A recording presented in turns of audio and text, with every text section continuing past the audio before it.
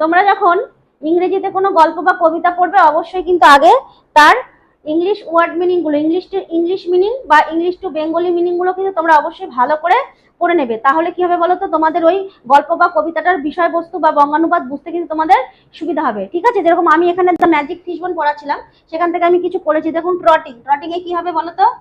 ট্রটিং মানে walking speedily. ঠিক আছে, যেরকম এটার বাংলা মিনিং কি হবে? খুব চলা। ঠিক আছে, এগুলো কিন্তু তোমরা এইভাবে করে নেবে। তারপর ইনস্ট্যান্টলি কি হবে বলো? ইমিডিয়েটলি,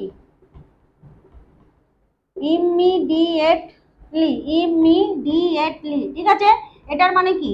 এটার মানে হচ্ছে তৎক্ষণাৎ, তক্ষুনি, সঙ্গে সঙ্গে, একদম। ঠিক আছে, এরকম তোমরা এই বাংলা মিনিং গুলো কিন্তু জানবে। তারপরে কি আছে তোমার? মিজারেবলি, মিজারেবলি কি করবো? ভেরি আনহ্যাপিলি,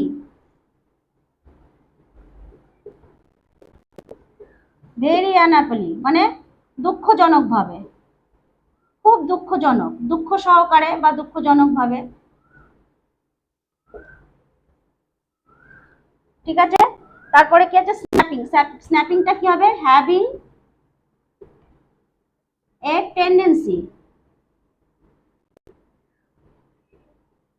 টু বাইট, মানে কামড়াবে এমন। ঠিক আছে, কামড়ানোর প্রবণতা যুক্ত, কামড়ানোর প্রবণতা যুক্ত।